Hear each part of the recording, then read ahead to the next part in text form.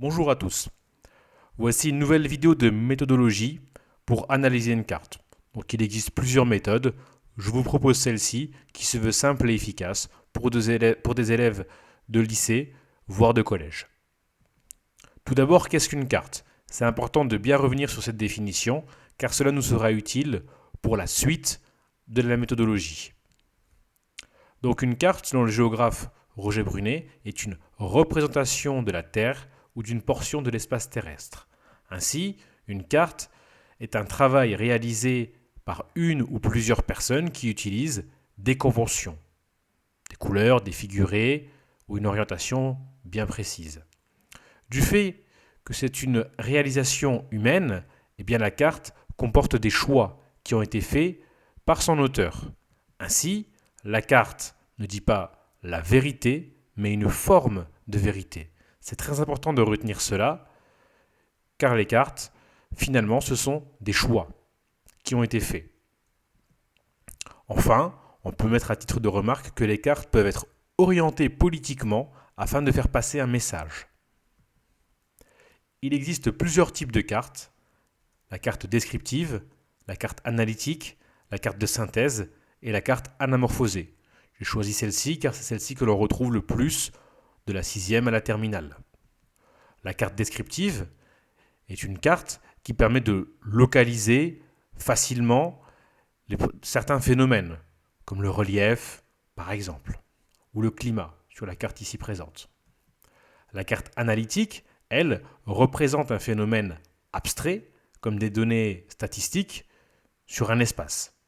Ce sont des cartes souvent codées et hiérarchisées. On a ensuite la carte de synthèse, qui, elle, est un bon moyen de représenter plusieurs phénomènes sur un espace géographique. C'est le résultat d'une réflexion, mais surtout de choix opérés par l'auteur. La légende est à nouveau codée, hiérarchisée, et ce sont des cartes qui peuvent se rapprocher de l'exercice demandé au baccalauréat, qui est celui du croquis de synthèse. Enfin, on a la carte anamorphosée, qui a souvent pour habitude de dérouter les élèves, car les tracés habituels des frontières ne sont pas respectés. En effet, l'objectif est ici de représenter un phénomène et sa retranscription spatiale va impacter, par exemple ici, les pays. On voit que la Chine et l'Inde sont les deux principaux foyers de population. Ainsi, ils apparaissent de façon très très importante sur la carte, tandis que la Russie, qui est pourtant le plus grand pays du monde, se voit rétrécie, car c'est un pays peu peuplé. Donc la carte anamorphosée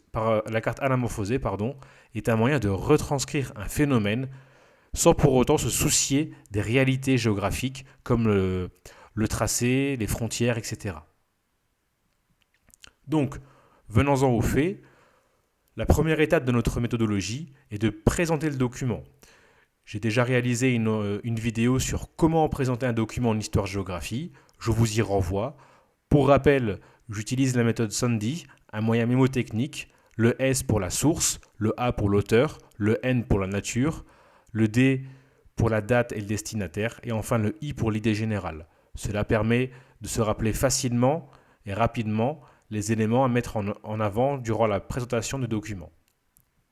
L'étape 2 est celle de la description. Il faut ainsi dire ce que je peux observer. Avant toute chose, il est fondamental de bien lire la légende, car on a les principaux éléments qui sont retranscrits.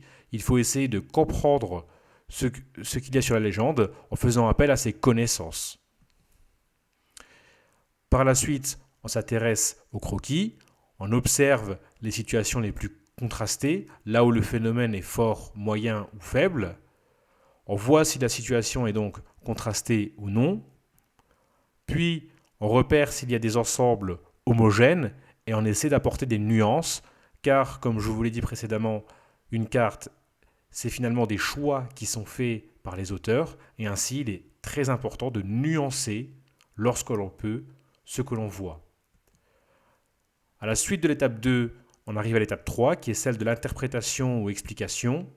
Pour interpréter, il faut d'abord expliquer, Pour cela, on s'appuie sur des connaissances vues en cours ou des connaissances personnelles. On peut aussi mettre en relation avec d'autres documents fournis le jour d'un travail en classe ou d'une évaluation d'un travail maison.